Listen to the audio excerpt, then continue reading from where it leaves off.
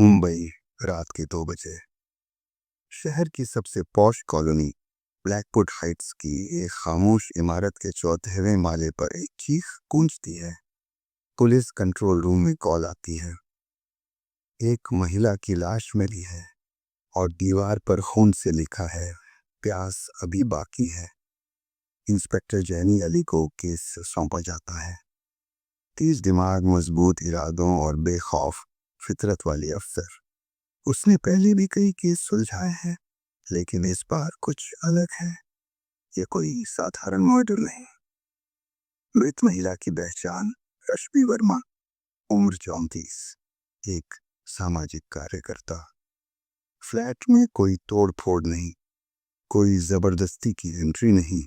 मतलब कातिल कोई जानकार हो सकता है, लेकिन सबसे खौफनाक बात, दीवार पर खून से लिखा मैसेज, प्यास अभी बाकी है।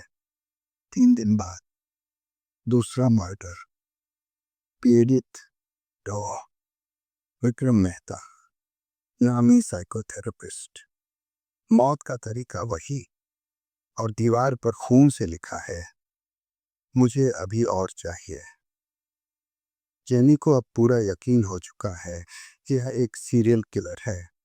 नाम नहीं, चेहरा नहीं, पर उसका मकसद साफ है, खून और कोई संदेश देना। Blood writer. पुलिस ने हत्यारे को यही नाम दिया क्योंकि वह खून से मैसेज छोड़ता था। जेनी को इस मनोवैज्ञानिक उलझन को सुलझाने के लिए बुलाया गया। तो युवराज साहनी को एक जाने माने मनोविश्लेषक। युवराज ने कहा, यह कातिल सिर्फ मारने के लिए नहीं मारता, ये किसी पुराने दर्द से लड़ रहा है। ये कत्ल उसकी प्यास है, मानसिक प्यास। लेकिन कहानी में नया मोड़ तब आता है। एक पत्रकार माया राठौर जैनी से मिलती है और बताती है कि उसने ऐसी हत्याओं का एक पुराना पैटर्न खोजा है। सभी मारे गए लोग किसी न किसी समय अनाथ आश्रम, अमृत बाल गृह से जुड़े थे, जहां 15 साल पहले बच्चों पर एक्सपेरिमेंट किए जाते थे। माया के अनुसार आश्रम का केस दबा दिया गया था और शायद अब कोई उन बच्चों का बदला ले रहा है। जैनी को शक होने लगता है कि खुद डॉक्टर युवराज साहनी, कहीं वो बच्चा तो नहीं। वह छानबीन करती है और सच सामने आता है। हाँ, तो युवराज ही उनमें से एक बच्चा था जिसने उस आश्रम में दरिंदगी झेली थी। वह अब एक साफ सुथरी पहचान के साथ समाज में वापस आया था, लेकिन अंदर कहीं उसकी आत्मा बदला लेने को बेताब थी। युवराज माया को अगला निशाना बनाता है, लेकिन जैनी वक्त पर पहुंचती है। उस पुराने चर्च की छत पर जहां माया को बांधा गया था, जैनी और युवराज आमने सामने होते हैं। युवराज चुपचाप खड़ा कहता है, मैंने किसी बेगुनाह को नहीं मारा जैनी, ये इंसाफ था। मेरा खून उनकी गंदी सोच से गंदा नहीं था।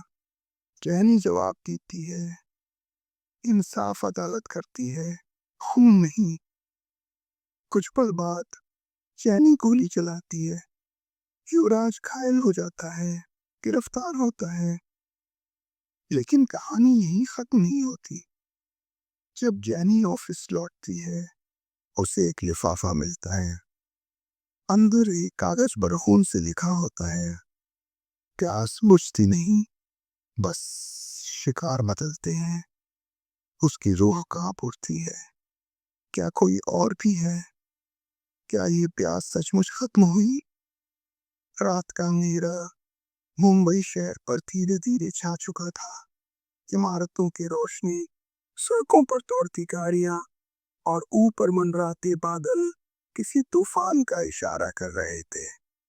हल्की बारिश की बूंदें शीशों पर थपकी दे रही थीं और आसमान में गूंजती गड़गड़ाहट शहर की बेचैनी को और गहरा कर रही थी। इसी रात इंस्पेक्टर जैनी अपने छोटे से अपार्टमेंट में बैठी थी। उसके चारों ओर दीवारों पर तस्वीरें, सबूत और धागों से जुड़े केस की परतें फैली थी। उसकी आंखों में थकान थी, लेकिन दिमाग अभी चल रहा था। तभी उसका फोन बजा। उसने धीरे से उठाया। एक अजीब सी आवाज दूसरी तरफ से आई, ठंडी, डरावनी और रहस्यमयी। तुम सोचती हो कि तुम जीत रही हो, लेकिन खेल अभी खत्म नहीं हुआ। जैनी की सांस रुक गई। कॉल कट चुका था, लेकिन ये आवाज, ये चेतावनी कुछ बताना चाह रही थी। वह जान चुकी थी कि जिसे वह सीरियल किलर समझ रही थी, वह सिर्फ चेहरा था। असली डर कहीं और था। अगले दिन वह पुराने रिकॉर्ड्स खंगालने पहुंची। मुंबई पुलिस के अखबार आर्काइव्स में दूर से ढकी फाइलों में उसे एक नाम मिला, अमृतपाल ग्रे, 2009। ये वही जगह थी जिसका जिक्र पहले एक पीड़ित ने अपने अंतिम शब्दों में किया था। जैनी ने दस्ताने पहने और पुरानी रिपोर्ट्स पढ़नी शुरू की।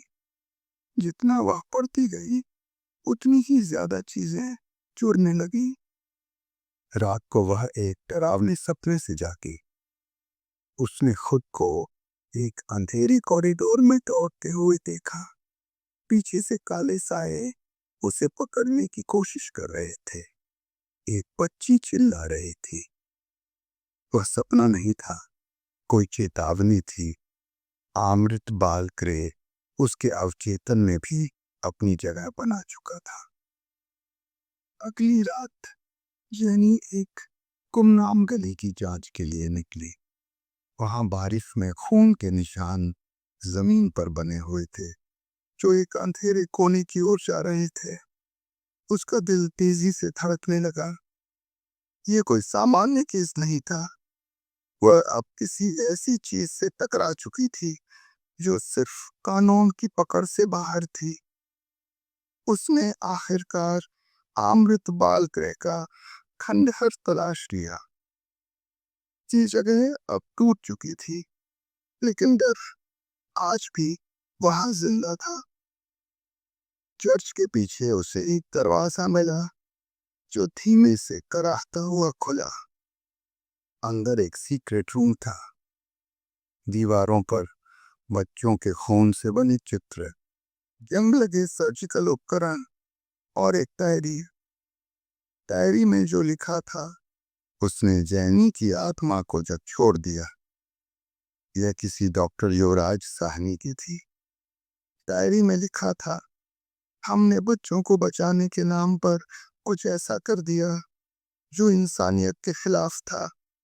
अब वे मुझे चैन से जीने नहीं देते। जैनी ने युवराज को तुरंत हिरासत में लिया। पूछताछ के दौरान वह एकदम शांत बैठा था, मानो सब खत्म हो चुका हो। जब जैनी ने उससे सीधे सवाल किया, तो वह बोला, मैंने वो किया जो मुझे करना पड़ा। वो आत्माएं मुझे सोने नहीं देती थीं। उनका दर्द, उनकी चीखें, अब सिर्फ उन्हें शांति चाहिए। जैनी सन्न रह गई।